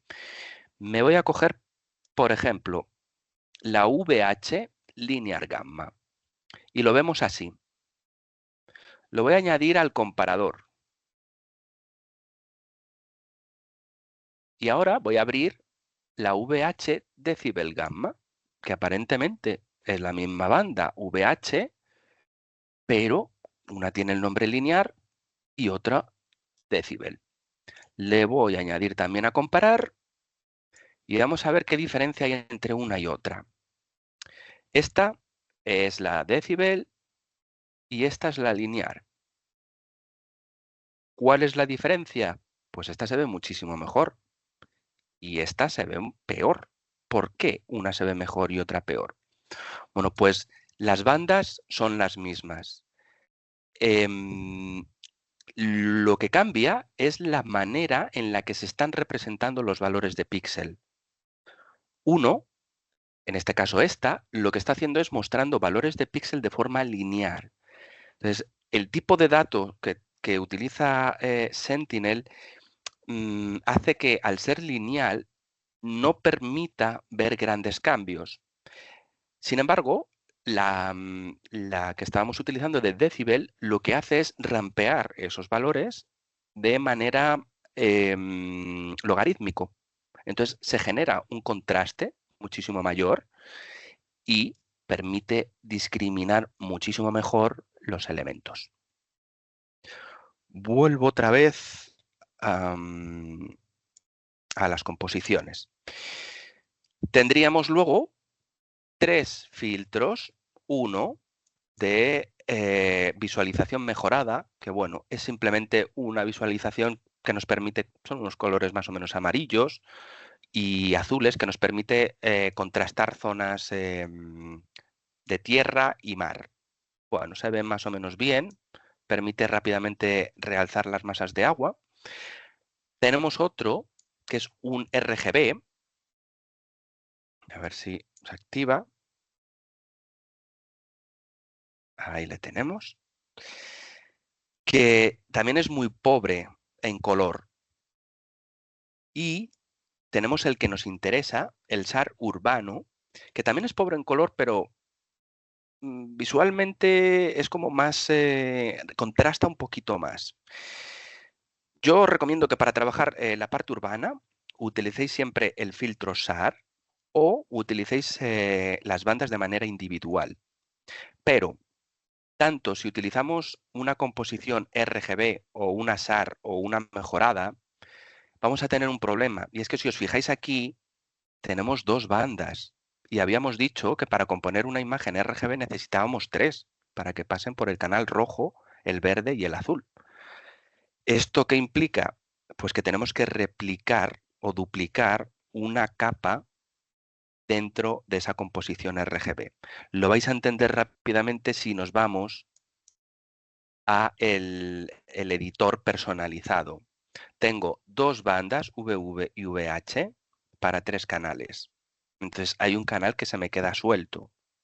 Normalmente lo interesante siempre es replicar, pero esto depende también de lo que uno quiera hacer, el VH, porque me da información en vertical y en horizontal. Así que podría meter VH, VV y nuevamente VH. El problema que tiene la composición RGB de Sentinel es que termina siendo muy monótona, precisamente por eso, porque no hay tanta diversidad de bandas como teníamos con Sentinel-2. Entonces, hay veces que esa monotonía, volvamos otra vez, que lo vamos a ver aquí, termina generando colores diferentes para una misma cosa. Este filtro SAR está utilizando precisamente una composición similar a la que acabo de realizar ahora mismo, donde tenemos solamente 2 bandas. Y sin embargo aquí veis perfectamente que la ciudad se diferencia por zonas rosas y zonas verdes, pero no significa que la zona verde sea una cosa y la rosa sea otra. Ambas son ciudad, pero cada una está reflejando de una manera diferente. El radar está interaccionando de forma diferente. ¿Qué motivos puede haber detrás? Pues pueden ser muchos. La altura de los edificios, la densidad de los edificios. No es lo mismo una zona antigua que una zona moderna, una zona industrial. Por lo tanto, en este caso tenemos dentro de la composición RGB la banda que ha sido incorporada por el canal verde está reflejando mucho en todas estas casas porque tienen una particularidad. En cambio, esto que es un poquito más morado y que por lo tanto vira más hacia el rojo, la banda que hayamos metido en esta composición en el canal rojo está interaccionando de una manera más particular dentro de estas zonas territoriales del núcleo urbano. Otro tip que podemos hacer para jugar con los datos Sentinel. Pues fijaros que se ven perfectamente, me encantan. Además, los barcos vienen muy bien para hacer el seguimiento marítimo. Por ejemplo, en Panamá se ha utilizado, que seguramente sabréis que con el tema de la sequía que tuvieron hace un año y pico, se controlaban los buques que estaban esperando a pasar por el canal precisamente con datos radar. Porque como con Sentinel-2 tenemos las nubes, podemos utilizar Sentinel-1. Y lo que os decía, un tip que podemos utilizar para jugar también con las imágenes son los timelapse, que esa herramienta está justamente aquí a la derecha. Si yo pulso sobre esta herramienta en forma de vídeo, aparece aquí una ventanita que me dice play y que me va a llevar a un gestor de imágenes, que lo que va a hacer es recopilar todas las imágenes disponibles para crear una animación. ¿Para qué me puede venir bien? Pues esto me puede venir bien para crear una animación de las imágenes de los últimos 10 años de una ciudad y ver cómo ha crecido y se ha expandido. O me puede venir bien para generar una animación de un año y ver cómo una masa de agua en nuestras ciudades se está desecando y se va haciendo cada vez más pequeña. En este caso, como tenemos los barquitos, me resultan divertidos y aprovechando que tenemos la imagen en Sentinel-1, vamos a verlo. Lo único que tenemos que hacer es seleccionar un periodo de tiempo. Pues podemos utilizar un año, ¿vale? Las imágenes radar desde el 18 de marzo del 2024, 3 de marzo, del 2024 hasta la actualidad. Y le damos a buscar y va a empezar a acceder al repositorio de imágenes para devolvernos todas las imágenes que hay a lo largo del año. Y lo que vamos a poder hacer es animar esta secuencia de imágenes desde aquí abajo, que si veis hay un parámetro que pone speed. Esto es la velocidad de frames con la que queremos visualizar la imagen. Cuanto mayor sea esta velocidad, más rápido va a ir la secuencia de imágenes. Cuanto más bajo sea, más lento va a ir. Yo le voy a poner un valor de 10. Sigue pensando. Estáis buscando todas las imágenes, mirad que están todas aquí.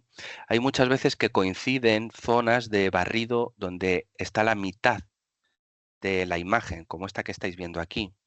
Podemos excluirlas desde el filtro de tile de cobertura. Y así todas las que tenemos van a ser de cobertura completa. Ya ha terminado la búsqueda, como le hemos dado una velocidad de 10, pulsamos el play y podemos ver cómo se mueven nuestros barquitos.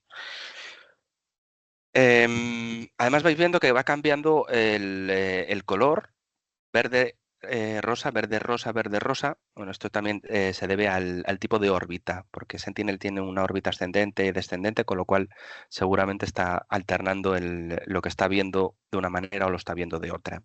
Me estoy fijando, estas son las cosas curiosas que cuando uno se pone a ver las imágenes, si os fijáis, se mueven los barquitos, se va viendo, hay muchas veces que se ven cómo siguen rutas, y estaba fijándome ahora mismo que hay un barco sospechoso, o cuanto menos sospechoso de curiosear. Fijaros en este barco que hay aquí, donde tengo el ratón. Es el único barco que no se mueve. Está enganchado durante todo el año al mismo punto. Con lo cual, pues alguna curiosidad tendrá este barco. Estas cosas interesantes que tiene el curiosear imágenes. Y si queréis descargar la animación, que ya os digo que lo podéis hacer con Sentinel 2, con Sentinel 1, con Sentinel 3, 4, lo que queráis, tendríais que darle al botón de descarga y listo. Pero, ¿y si yo quiero descargarme directamente una imagen Sentinel o radar? ¿Qué tengo que hacer?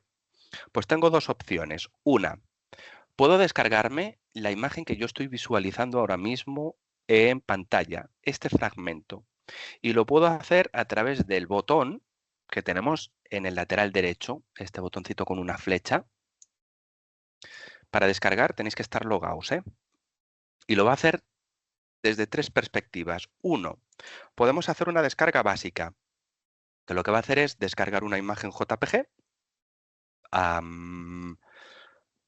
baja resolución. También tenéis el formato PNG, pero es algo como sencillito, una imagen pequeñita, un preview.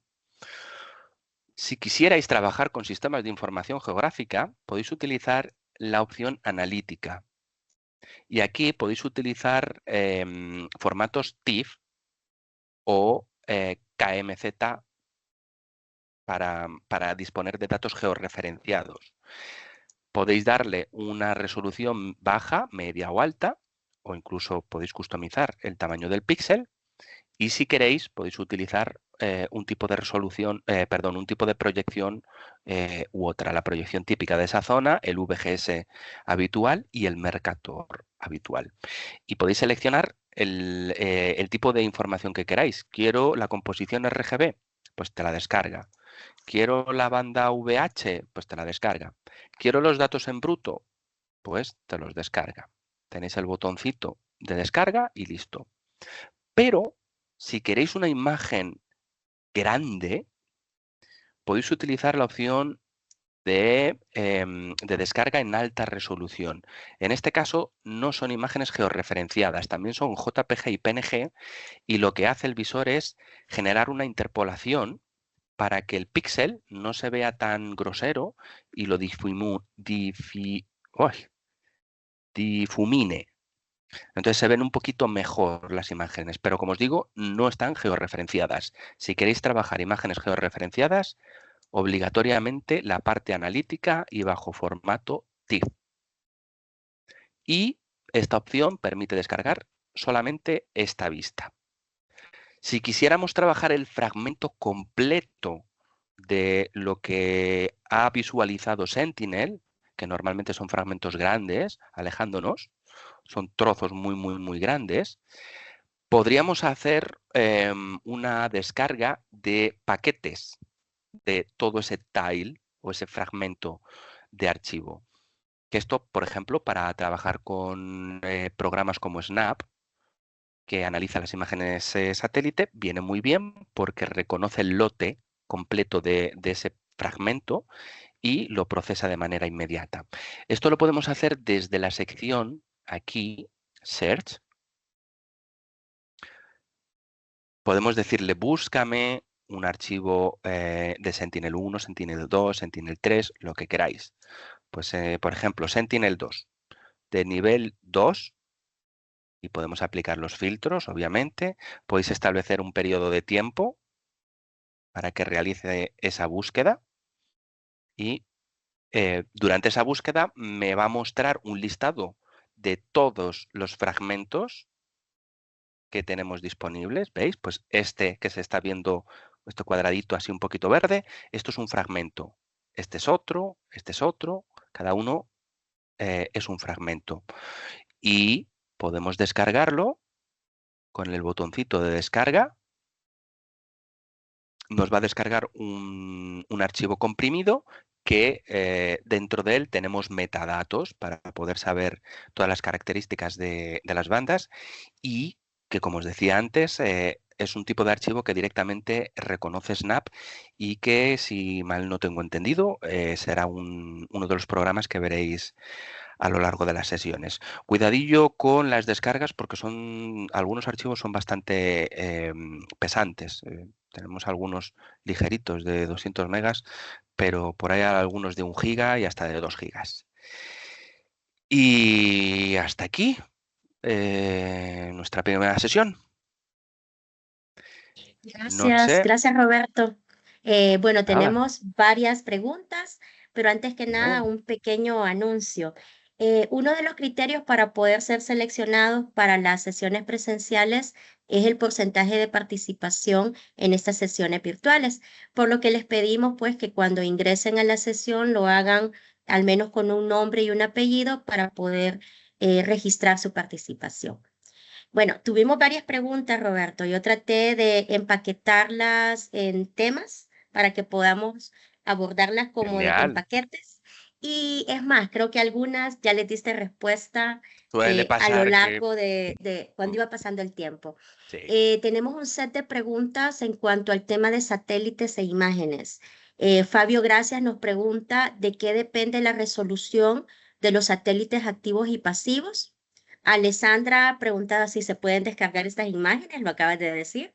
Sí. Y Oscar Mercado y Andrés Barrio Nuevo quieren saber a partir de qué fecha tenemos imágenes disponibles para descargar y hasta cuánto tiempo atrás podemos regresar en las imágenes.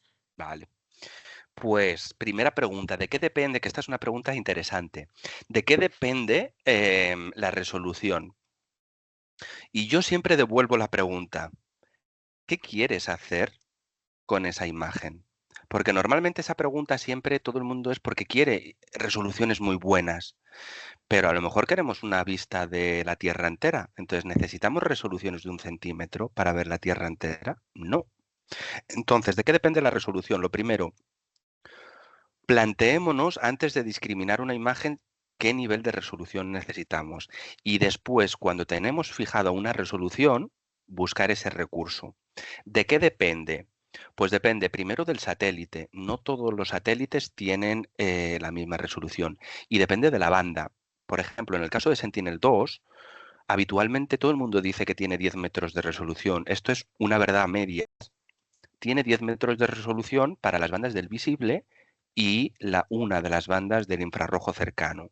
Hay otras que tienen 20 y otras que tienen 60. Entonces depende de la tecnología que tenga el satélite. Y hay muchas veces que se sacrifica una cosa frente a otra. Por ejemplo, Sentinel-2 y Sentinel-3. Cuando yo digo Sentinel-2 te da una imagen cada 5 días, pero Sentinel-3 te da una imagen todos los días. Y la gente dice, pues yo me quedo con Sentinel-3 porque la tengo todos los días. Ya, pero Sentinel-3 tiene 300 metros de resolución en el mejor de los casos. Sentinel-2 en el mejor de los casos tiene 10. Entonces me quedo con Sentinel-2. Entonces, hay que compensar las virtudes de unos con las virtudes de otros. Entonces, no podemos tener todo para todos. Y como digo, depende de la tecnología y del sensor. Sentinel-3, como tiene diferentes sensores, pues tenemos imágenes que te las hace a 300 metros, pero hay otro tipo de productos que lo hace, por ejemplo, a 1 kilómetro. Entonces, dependiendo de la tecnología y el satélite, tenemos una resolución u otra. Y la tercera pregunta, que era ¿desde cuándo? Bueno, pues más o menos, porque luego los inicios, hasta que se ponía en órbita, no hay tanta adquisición de imagen, pero más o menos desde el 2016 podéis empezar a verlo. De todas formas, hay una forma muy fácil.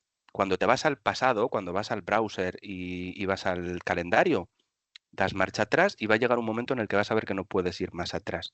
Entonces, te vas a encontrar la última imagen en una barrera, que a lo mejor esa es la última imagen libre de nubes que tú quieres, pero a lo mejor hay una imagen 5 meses antes, todavía más atrás, lo que pasa que tiene nubes. Pero más o menos desde el 2016 ya empezáis a tener imágenes. Eso sí, al principio la frecuencia es más baja, porque primero lanzábamos un satélite, un Sentinel-1A, un Sentinel-2A, y luego al tiempo lanzábamos el segundo, entonces ya hay el doble de imágenes. Pero al principio tenemos una frecuencia menor de imágenes. Perfecto. Bueno, el siguiente set de preguntas, Roberto, tiene que ver con el análisis de vegetación.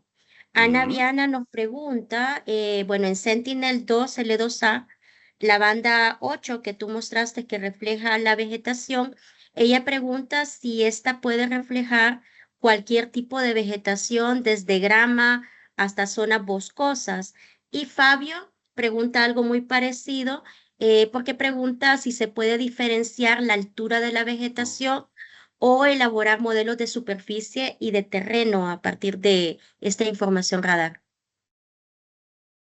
A ver, la vegetación, sí, o sea, el problema que tiene esa banda es que reconoce todo tipo de vegetación, o sea, es vegetación.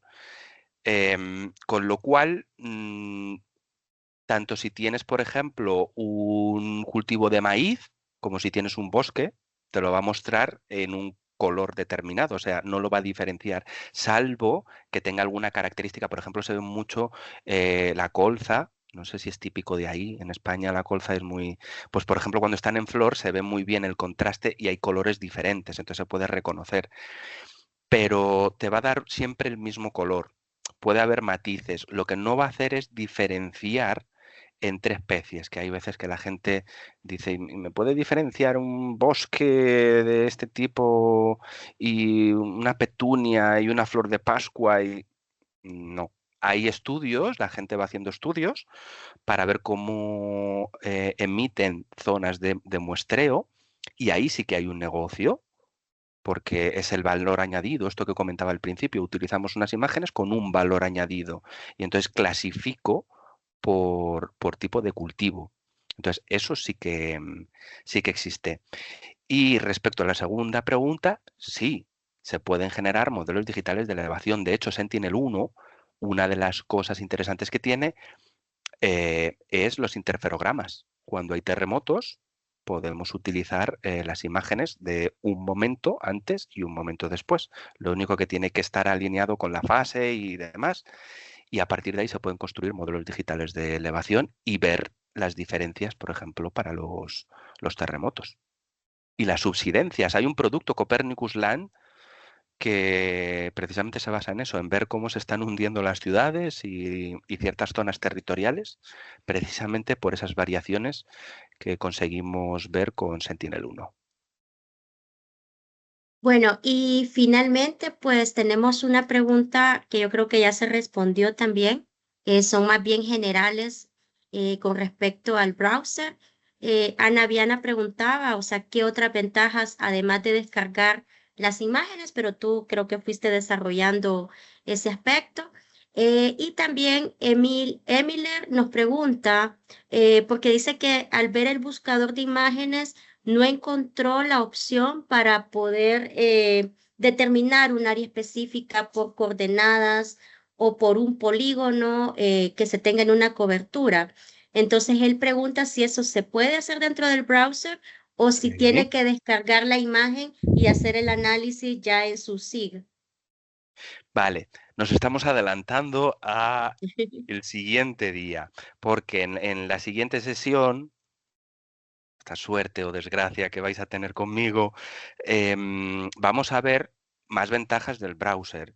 Vamos a programar scripts y entonces eso ya va a ser fantástico porque te permite discriminar elementos, se pueden mejorar las imágenes y demás. Y el browser, si en lugar de poner el nombre de la ciudad pones una coordenada decimal, ¿vale? Pues el numerito, coma, numerito, y pulsas, te lleva al sitio. Y si tienes una capa, un archivo, un save file o un KMZ, un JSON, de una delimitación de una parcela, tienes en el lateral derecho del browser, donde están las herramientas, hay un botoncito que te permite subir esa capa y automáticamente se te visualiza dentro del visor. Con lo cual, a partir de esos límites, ya puedes empezar a recortar y a calcular cosas. Bueno, perfecto. Entonces, esas son todas las preguntas que tenemos. Bien. Roberto, o sea, si gustas, pues les comentas un poco la pequeña tareita o dinámica que les ibas a sugerir Sí, antes vuelvo de otra cerrar. vez a compartir. Está la parte que ya no nos gusta. Bueno, tenéis, mira, ya que estamos, aprovecho esta pregunta que me estabais comentando de zonas Ujú. geográficas. Este es el iconito que tenéis aquí. Puedo subir con esta flechita, puedo subir un archivo cartográfico de la zona de delimitación para visualizarla. Bueno, lo que os comentaba, si accedéis al enlace donde se van recopilando las sesiones, os he dejado regalitos por ahí. Tenéis la presentación de lo que hemos ido viendo al principio. Os he dejado una guía con los conceptos básicos y los pasos que tenéis que seguir para utilizar el browser.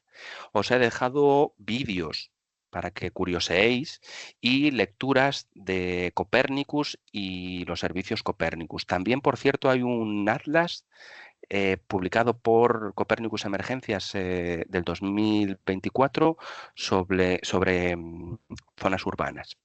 Entonces, bastante interesante. Y la parte que no nos gusta, pero que de verdad que es muy sencillita, los ejercicios. Os he dejado 6 ejercicios, pero es que son muy fáciles. Es para que curioseéis. ¿Vale? No es necesario que hagáis todos, pero a ver si conseguís hacer alguno. De todas formas, en la próxima sesión conmigo vamos a ir viéndolos y vamos a ir jugando con las composiciones. Son ejercicios como este. Tenemos una ciudad, yo os digo qué tipo de imagen tenéis que utilizar, la fecha, y vosotros me tenéis que decir qué es lo que está ocurriendo dentro de esa ciudad. ¿Qué bandas podríamos utilizar y qué es lo que está pasando? Tratar un poco de razonar y de jugar con los colores para que vayáis cogiendo soltura en la combinación de bandas y que sepáis interpretar qué es lo que ocurre ante un suceso dentro de una ciudad y cómo se colorea en función del tipo de banda que estemos utilizando, ¿vale? Son 6 ejercicios, todos iguales. ¿Qué está ocurriendo en Porto Alegre? ¿Qué ocurre en Acapulco? La de Acapulco es un poco difícil. ¿Qué ocurre en Cabo San Lucas?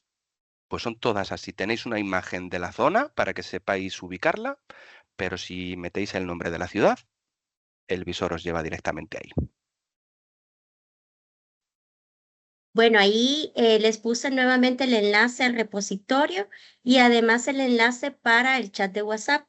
Roberto ya está en nuestro chat de WhatsApp Estoy de ahí. participantes por si tienen alguna duda mientras curiosean dentro del browser a partir de estos ejercicios que él nos propone. Comentarles que para la sesión del próximo jueves tenemos un pequeño cambio.